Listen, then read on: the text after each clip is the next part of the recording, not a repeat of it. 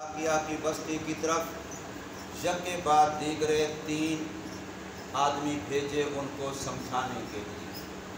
توحید سمجھائی گئی، رسالت سمجھائی گئی، مسئلہ آخرت سمجھایا گیا، لیکن قوم ماننے کے لیے تیار نہ ہوئی۔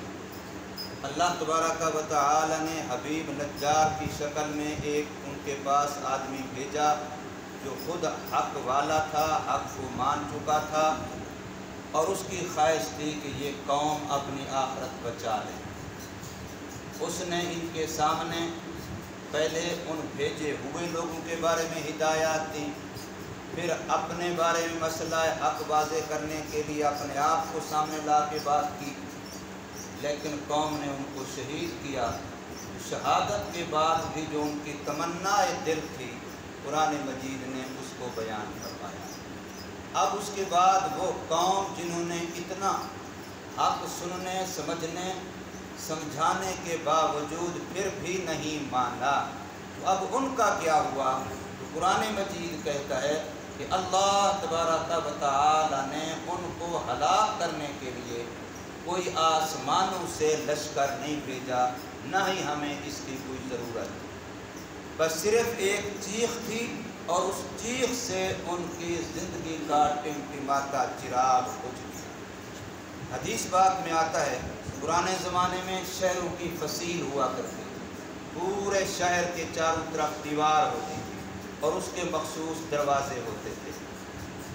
تو جبرائیل علیہ السلام ایک دروازے پر تشریف لائے اور دونوں دیواروں پر یوں ہاتھ رکھ کے اور چیخ ماری، اسی زوردار آواز سے سب کے کلیجے پھٹے اور سب تڑپ تڑپ کے مر گئے۔ یہ تھا اللہ تبارک و تعالی کی طرف سے ان کے زندگی کے چراغ کو بجھانا اور گل کرنا۔ تو اب اللہ تبارک و تعالی اتنی قدرت والی ذات ہے کہ ہمارا سب کچھ اسی کے قبضہ قدرت ہے۔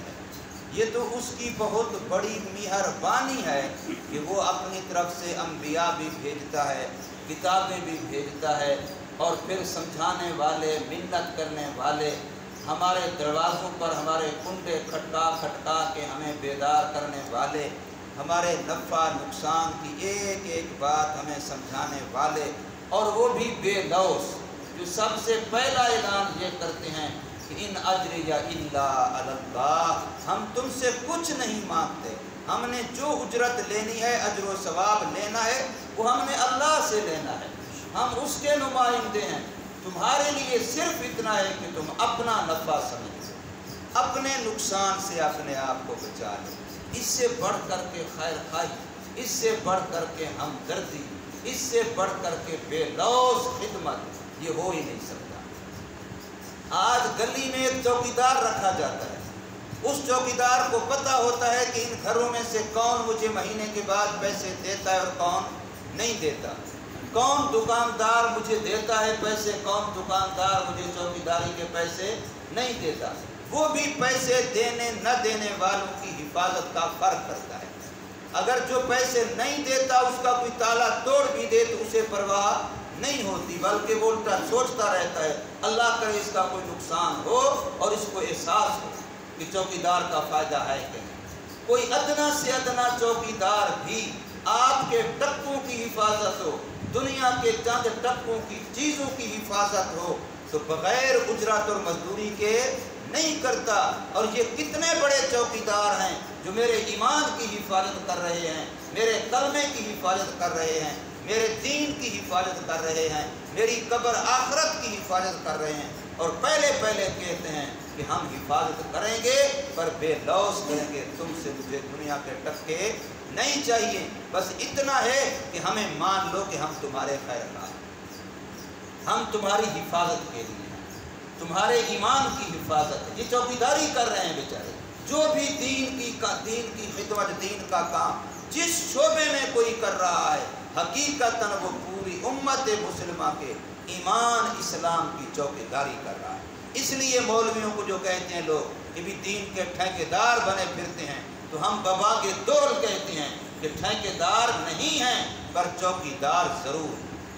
ٹھیکیدار نہیں ہیں لیکن چوکیدار ضرور ہیں۔ اگر کوئی محمد کریم صلی اللہ علیہ وسلم کے دین کی ایک مستحب عمل پر بھی حملہ اور چوری کرنے کی کوشش کرے گا تو یہ چوکیدار امت کو بتلائے گا۔ اگر کوئی ایک سنت بھی ادھر ادھر کرنے کی کوئی کوشش کرے گا تو عالم دین کا فرض ہے کہ وہ بتلائے گا۔ اس لیے ان لوگوں کی بے لوث خدمت، بے لوث ان کی محنت، یکے بعد دیگرے محنت، جب قوم نے نہیں مانی، اور ایک ہے نہ ماننا، اور ایک ہے کہ کہنے والوں کا وجود ہی برداشت نہ کرنا۔ حضور صلی اللہ علیہ وسلم نے مکے میں کتنے سال محنت کی ہے؟ 13 سال محنت کی ہے۔ جب تک وہ مانتے 13 سال میں بھی نہیں تھے، یہ نہیں کہ 13 سال میں مان لیا تھا، مانتے اس وقت بھی نہیں تھے، لیکن نبی پاک صلی اللہ علیہ وسلم کے وجود مبارک کو برداشت کیا ہوا تھا تو عذاب سے بچے ہوئے تھے، باوجود اپنی بت پرستی کے، باوجود اپنے شرک اور کفر کے، چونکہ نبی پاک صلی اللہ علیہ وسلم کا وجود مبارک تھا تو وہ نافرمان بھی، مشرک بھی، بت پرست بھی اللہ کے عذاب سے بچے ہوئے تھے۔ اور جب انہوں نے یہ مشورہ کیا کہ اب اس ذات کو ختم کرو، لہذا مشورہ کر کے ہر کنبے قبیلے کا ایک ایک دو دو آدمی ملا کے حضور صلی اللہ علیہ وسلم کے گھر مبارک کا محاصرہ کیا رات کے وقت کہ جہاں سے بھی نکلیں، جدھر بھی نکلیں قتل کر دو، جان سے مار دو، اس زبان کو ختم کر دو، اس وجود کو ختم کر دو، نہ رہے بانس نہ بجے بانسری، بالکل وہ زبان ہمیں برداشت نہیں ہے جو ہمارے آباء و اجداد کے دین مذہب کے خلاف بات کرے۔ جب انہوں نے یہ پروگرام بنایا کہ حضور صلی اللہ علیہ وسلم کے وجود مبارک کو مکے میں برداشت نہیں کیا تو پھر اللہ نے راتوں رات اپنا محبوب صلی اللہ علیہ وسلم کے لیے ہجرت کا انتظام۔ اب حضور صلی اللہ علیہ وسلم ہجرت کر گئے، اب مکے میں حضور صلی اللہ علیہ وسلم کا وجود مبارک نہ رہا تو پھر دوسرے ہی سال میں بدر کے مقام پر کیسے تڑپے اور پھڑکے ہوئے پڑے تھے۔ وہی مشرکین تھے، وہی سرداران قریش تھے، اور ایک ایک کر کے وہاں پڑے تھے، اور 70 مارے گئے، 70 قیدی بن گئے۔ مسلح ہو کے جو آئے ہوئے تھے 313 کے ہاتھوں 1000 یرغمال ہوا اور مارا گیا۔ یہ کیا تھا؟ یہی تھی کہ حق کی زبان کو، حق کے بول کو، حق کہنے والے وجود کو ان لوگوں نے برداشت نہیں کیا تو پھر اللہ کی غیرت کو جوش آیا۔ اس لیے نہ ماننا یہ بھی بہت بڑا جرم ہے، لیکن جو اللہ والے سے عداوت رکھتا ہے تو پھر اللہ کا اعلان ہے کہ اب اس کا مقابلہ اس سے نہیں ہے، اب اس کا مقابلہ میرے ساتھ ہے۔ من عاد لی ولیا، جو میرے کسی بھی ولی کا لفظ نکرہ فرمایا، من عاد لی ولیا، جو میرے کسی بھی ولی سے ایمان والا کلمہ گو، یہ ادنا درجے کا ولی ہے۔ اللہ ولی المؤمنین، اللہ ایمان والوں کا دوست ہے، ہر ایمان والا ولی ہے۔ یہ الگ بات ہے کہ ولایت کے درجات ہیں، لیکن جب بندہ کفر سے، شرک سے توبہ کر کے کلمہ پڑھتا ہے یہ اللہ کی ولایت کے پہلے درجے میں آ جاتا ہے، اللہ کی دوستی یہاں سے شروع ہو جاتی ہے۔ تو من عاد لی ولیا فقد آذنتہ بالحرب،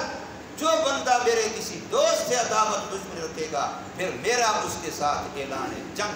یہ اللہ فرما رہے ہیں، حدیث قدسی ہے۔ تو اس لیے ان لوگوں کے ساتھ بھی گویا اللہ نے جب اعلان جنگ کیا تو پھر اللہ فرماتے ہیں وما انزلنا علی قومہ، یہ حبیب نجار شہید اور اس کے ساتھی فرمایا نہیں اتاری ہم نے ان کی قوم پر من بعد ہی، ان کے شہید ہو جانے کے بعد، من جندن کوئی لشکر، ہمیں کوئی ان کو ہلاک کرنے کے لیے لشکر نہیں بھیجنا پڑا، ابابیل نہیں بھیجنے پڑے، فرشتے نہیں بھیجنے پڑے، کوئی آندھی نہیں بھیجنی پڑی، کوئی اور لشکر اپنی مخلوقات میں سے نہیں بھیجنا پڑا۔ من السماء، جو آسمانوں سے آتا یا جس کا فیصلہ آسمانوں سے ہوتا، وما کنا منزلین، اور ہم ان کے لیے لشکر اتارنے والے بھی نہیں ہیں۔ یہ اس قابل کہاں ہیں کہ مچھر کو مارنے کے لیے بھی ہم لشکر بھیجیں؟ ان کی حیثیت کیا ہے جو اپنے آپ کو کچھ سمجھنے کی وجہ سے اہل حق کے ساتھ عداوت کر رہے ہیں؟ تو فرمایا ان کانت الا صیحۃ واحدہ، نہیں تھی وہ جس کی وجہ سے یہ ہلاک ہوئے مگر ایک ہی چیخ، ایک ہی زوردار آواز تھی، اس کے علاوہ کچھ نہیں تھا۔ فَإِذَا هُمْ خَامِدُونَ، بس اچانک اسی وقت ہی یہ بجھنے والے تھے۔ خامد کہتے ہیں اصل میں جلتی ہوئی آگ کے انگارے کو بجھانا۔ جہاں دی تو ان کو موت ہے، اللہ نے ان کو عذاب بھیج کر کے مارا ہے جبرائیل علیہ السلام کی چیخ سے، لیکن لفظ موت کا استعمال نہیں کیا، لفظ خمد کا استعمال کیا۔ جیسے چراغ بجھا دیا جاتا ہے، آگ بجھا دی جاتی ہے، فرمایا ان کی زندگی کا ٹمٹماتا ہوا چراغ بھی ہم نے ایک چیخ کے ساتھ بجھا کے رکھ دیا۔ فَإِذَا هُمْ خَامِدُونَ، بس اچانک ہی وہ بجھنے والے ہو گئے۔ میں نے پہلے بھی کئی مرتبہ سے عرض کیا ہے، حق کے مقابلے میں جب بھی انسان آتا ہے تو انسان کو اندر کا تکبر لے آتا ہے، جو اندر میں نفسانیت ہے وہ انسان کو لے آتی ہے۔ اللہ تبارک و تعالی نے ابلیس کے بارے میں یہی کہا کہ فرشتوں نے سجدہ کر لیا الا ابلیس، مگر ابلیس نے نہیں کیا، ابا، انکار کر دیا سجدہ کرنے کا۔ لیکن کیوں کیا؟ قرآن کہتا ہے واستکبر، انکار کی وجہ اپنے آپ کو کچھ سمجھنا تھا، اپنی بھی کوئی حیثیت تھی، میں بھی تو کچھ ہوں۔ جب تک یہ میں بھی کچھ ہوں، جب تک یہ اندر کھڑا ہے، اس وقت تک تباہی اور بربادی ہے۔ جب تک یہ اندر ہے میں بھی کچھ ہوں، اور دنیا کے لحاظ سے میں کا دھوکہ یہ بہت خطرناک ہے کہ میں بھی عہدے کے لحاظ سے، میں بھی مال کے لحاظ سے، میں بھی افراد کے لحاظ سے، میں بھی فلاں کے لحاظ سے، یہ بہت خطرناک ہے۔ لیکن یاد رکھ لیجئے، میں نے اگلے دن وہاں درس میں بھی کہا ہے، دنیا کی میں کے مقابلے میں دین کی میں اگر آ جائے تو یہ اس سے 1000 گنا زیادہ خطرناک ہے۔ جب یہ آ جائے میں بڑا عالم ہوں، میں بڑا مفتی ہوں، میں بڑا تبلیغی ہوں، میں بڑا مجاہد ہوں، میں بڑا نمازی ہوں، میں بڑا نیک ہوں، تو یاد رکھیے جیسے بدعتی کو بدعت سے توبہ کی توفیق نہیں ہوتی، تو بالکل اس دینی میں والے کو بھی کبھی توبہ کی توفیق، یہ تو سمجھتا ہے میں تو ہوں ہی نا۔ اس لیے جو دینی لحاظ سے میں ہے یہ دنیاوی میں سے بھی زیادہ خطرناک ہے۔ دیندار لوگوں کو اپنے بارے میں بار بار اس کا جائزہ لینا چاہیے کہ اپنے کسی بھی عمل پر گھمنڈ میں نہ آ جائیں، میں نہ آ جائیں۔ میں نے کئی مرتبہ شیخ سعدی رحمۃ اللہ کا واقعہ سنایا کہ رات کے وقت سفر میں تھے، جنگل میں پڑا ہوا تھا اور اس کے مرید ساتھ تھے۔ رات کو جب اٹھے تہجد پڑھنے کے لیے، خود بھی اٹھا تہجد پڑھ رہا ہے، بیٹا بھی ساتھ تھا، جوان ہے، بچوں والا ہے، وہ بھی ساتھ ہے، وہ بھی نماز تہجد کی پڑھ رہا ہے۔ بیٹے نے کہہ دیا کہ آئے ابا جان، یہ جو ہمارے رفقائے سفر ہیں، باقی جو ہمارے ساتھی ہیں، آپ کے مرید ہیں، یہ بھی تو اللہ کی مخلوق ہیں، ان پر بھی تو اللہ کے حق ہیں، دیکھو ان میں سے کوئی بھی نہیں اٹھا تہجد کے لیے۔ حضرت شیخ سعدی رحمہ اللہ نے فرمایا بیٹا اس سے بہتر تھا کہ تو بھی نہ اٹھتا، کہ تیرے دل میں یہ خیال تو نہ آتا کہ میں نے کمال کیا ہے، میں نے تہجد پڑھی تو میں نیک بن گیا، انہوں نے نہیں پڑھی تو یہ پیچھے رہ گئے، میرے سے کمزور اور ہلکے بن گئے۔ تو یہ خیال آنا دوسرے کے بارے میں تباہی اور بربادی ہے۔ حضرت تھانوی رحمۃ اللہ تعالی علیہ اپنے ملفوظات کے اندر بار بار یہ فرماتے ہیں کہ میں قسم کھا کے کہتا ہوں تمام ایمان والوں کو اپنے سے فی الحال بہتر سمجھتا ہوں، ہر ایمان والے کو چاہے وہ کسی درجے کا کیوں نہیں ہے، میرے سے بہتر۔ حضرت تھانوی تکلف سے نہیں کہہ رہے، قسم کھا کے فرماتے ہیں، ان کے ملفوظات میں یہ بات بار بار آتی ہے، اور فرمایا میں تو کافروں کو بھی اپنے سے بہتر سمجھتا ہوں، پتہ نہیں میرا خاتمہ ایمان پر ہو یا نہ ہو، اور اللہ ان کو مرنے سے پہلے ایمان دے دے، ان کو اللہ تعالیٰ مرنے سے پہلے ایمان دے دے، اس لیے میں تو ان کو بھی بہتر سمجھتا ہوں۔ یہ حقیقت ہے کہ اپنی میں کو یوں مارا جائے، اپنی انانیت کو یوں مارا جائے، اپنی خودی کو یوں مارا جائے کہ اپنا درمیان میں وجود نہ رہے۔ شیخ حافظ شیرازی رحمۃ اللہ تعالی فرماتے ہیں کہ اے بندے، تیرے اور خدا کے درمیان صرف تیری انا رکاوٹ کھڑی، بس اس کے اوپر پاؤں رکھ دے، اگلا قدم تیرا اللہ کی چوکٹ پر ہے۔ میاں عاشق و معشوق ہیچ ہائے لیس، اللہ کو معشوق بناتے ہیں، اپنے آپ کو عاشق بناتے ہیں۔ میاں عاشق و معشوق ہیچ ہائے لیس، حافظ تو خود حجاب خودی از میاں برخیز،